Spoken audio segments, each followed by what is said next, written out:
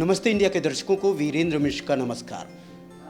आप कैलाश मानसरोवर जाइए, जहाँ संगम है और संगम में है सरस्वती, और वहीं सरस्वती में आपको हंस मिलेगा। हंस जो दूध का दूध, पानी का पानी अलग कर देता है और दूध में से मोती को भी अलग कर देता है। लेकिन आज हम बात कर रहे हैं हंसराज हंस से, जो भारतीय संस्कृति की परंपरा को, अक्षुण्ण परंपरा को भारत में ही नहीं दुनिया के अधिकांश मुल्कों तक पहुंचाया है, भारत की पहचान को अपनी पहचान से जोड़ा है।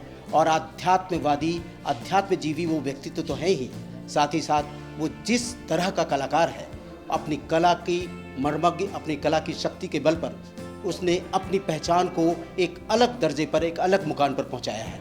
और ये आध्यात्मिक पुरुष आज सब कुछ अपने गुरु के श्री चरणों में समर्पित करता है। तो हम बात करते हैं हंसराज हंस से। हंसराज जी, इस मुकाम पर आने के लिए आपने आरंभ कहाँ से किया और आज यहाँ पहुँचे, तो उसको किसके श्री चरणों में आप उसे प्रणाम कर सुपुर्द करते हैं? सबसे पहले आपको और नाज़रीन को, सब देखने सुनने वालों को नमस्कारम, आदाब। मैं समझता हूँ कि डेस्टिनी होती है, प्रारब्ध होती है, कोई पुराना कर्म संस्कार जन्म की कोई बात होगी। मेरे साथ तो अजीबोगरीब वाक़या हुआ। हम खेतों में काम करने वाले लोग, ख़ानदानी ज़मींदार टाइप, तो मज़दूर टाइप लोग, तो मैं कैसे गाने लग गया, कैसे ये हो गया, ये भगवान की कृपा है, दया है। ऐसे है जैसे जंगल में कोई फूल का बूटा उग जाए और नेचुरल बारिशों के पानी से वो थोड़ा बहुत पनप जाए, और उसकी खुशबू जो होगी तो वो फिर, क्योंकि नेचर ने मेहरबानी की होती है, तो फिर उसकी जो खुशबू है वो नेचुरल होगी। यानी प्रकृति से जुड़ करके आपने अपना जीवन शुरू किया जी, और वहाँ जिस तरह से जिए उसको एक कला मेरे कहने का मतलब कि हम घरानेदार कवैये नहीं थे, लेकिन इसके बावजूद पूरी दुनिया में नाम हुआ। थोड़े से गाने में ही भगवान ने बरकत डाल दी। ये शुक्र है उसकी ज़ात का। उस्तादों का कर्म है, मेरे गुरुजी का कर्म है, और मेरे मालिक का, मेरे रब सोने का। अपने माता पिता को आप याद करते हो, उनको किस तरह से याद करके? पहले तो सबसे पहले जो रब से भी अजीम माँ बाप है, जिसकी वजह से जन्म होता है, वही बताते हैं रब क्या है, रब की रहमत क्या है। माँ के कदमों में तो वैसे ही जन्नत होती है।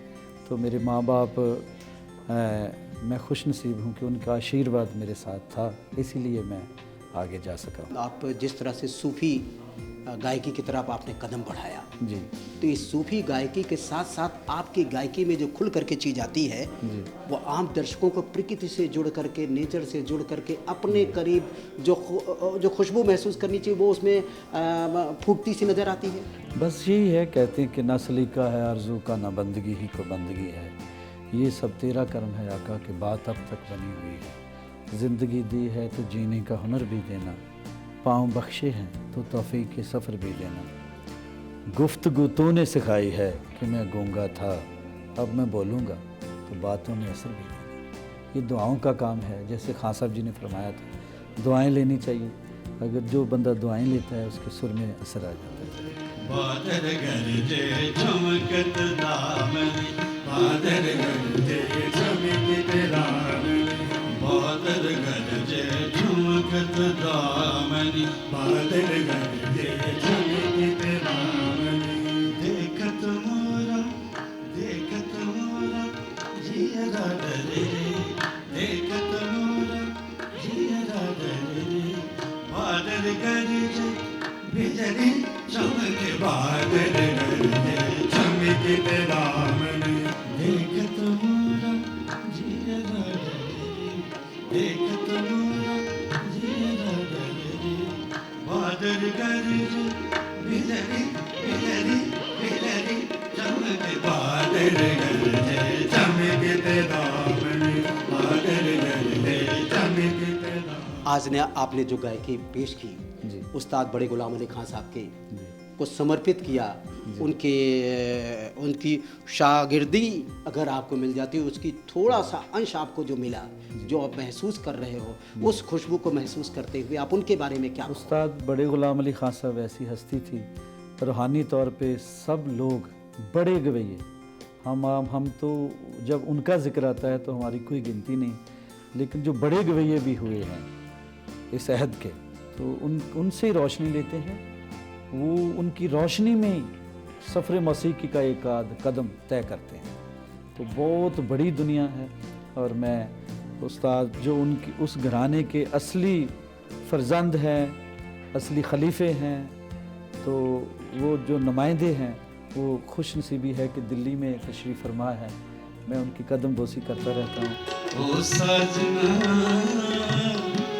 मन का भेद न देना, ओ सजना मन का भेद न देना, कोई नहीं है अपना साजना, मन का भेद न देना, ओ साजना। अपने गुरु के लिए जी, आप कुछ कहना चाहोगे, और उनके चरणों में, श्री चरणों में क्या आप चाहते हो कि उनको कहें? किन शब्दों के, जो शब्दों का जो एक श्रृंगार भाव हो, वो किस तरह से आप कहते हैं कि गुरु के बिना तो कुछ बात ही नहीं बनती। गुरु वो एक चश्मे शाही होता है जो आप में अमृत नुमा एक चीज़ डालता है कि एनर्जी, जिसकी वजह से आपको सुर की समझ आती है। तो मेरा जितना भी कभी कभार अच्छा सुर लग जाता है, वो मेरे गुरुजी के कदमों में है, बाकी गलतियाँ मेरी हैं। मैं इतना ही कहूँगा, सारी दौलत शौहरतें उनके कदमों पे कुर्बान हैं।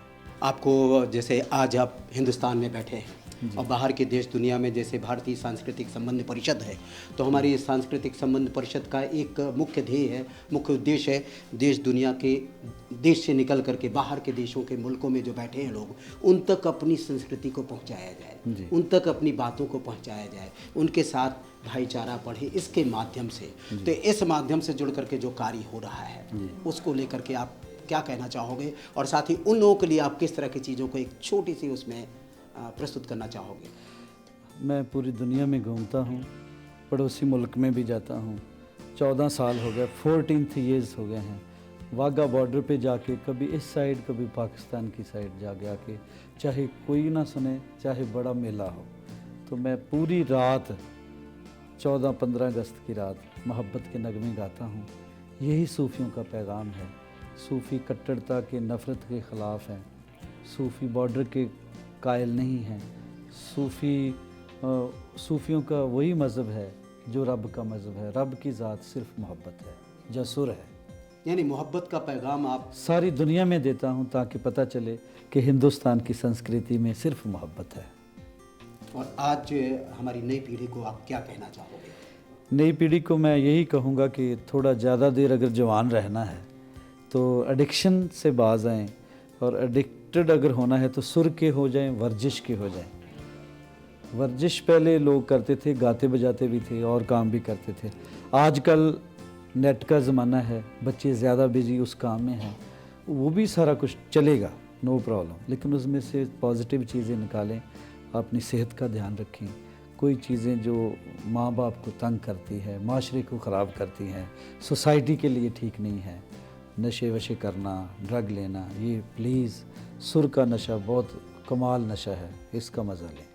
तो आपको ऐसा नहीं लगता कि जैसे बहुत हमारे दर्शकों को ये नहीं मालूम होगा कि हमारे हंसराज हंसी विशुद्ध सात्विक है, कोई भी नशा नहीं करते, और नशा न करने के साथ साथ आम दर्शकों को के बीच में युवाओं को जो अपनी बात कही है कि कोई भी नशा नहीं करना है, अगर नशा करना है तो सुर का नशा करना है, जिसमें डूब करके उसके रस में गोते लगा करके आगे बढ़ो। और साथ ही साथ आपको ये भी बता दें कि बहुत ही शुद्ध शाकाहारी भी है। मैं यही कहूँगा कि ना मैं मस्त हूँ ना हूँ शराबी, ना मैं मस्त हूँ ना हूँ शराबी, मुझे मैं कदे की खबर नहीं। तेरे इश्क ने वो नशा दिया, मुझे हर नशे से बचा लिया। मैं हमेशा नशे में रहता हूँ, लेकिन प्रसाद की शक्ल में बस मैंने सारी ज़िंदगी म्यूज़िक इकट्ठा किया है, कैस्टें कैसेट दिखा के मुझे चाहे टोरंटो ले जाओ। तो बस यही सुर से इश्क है, बस यही मुझे लगता है कि ये प्राइसलेस चीज़ है। सुर के साथ ही साथ एक ऐसा सुर छेड़िए जिसके साथ लोग झूमें और देश दुनिया में मिल करके एक साथ हो जाए और सामूहिक चेतना जग जाए। और एक कलेक्टिव कॉन्शियसनेस की बात जो की जाए, सामूहिक चेतना मिल करके उस बात को आगे बढ़ाए।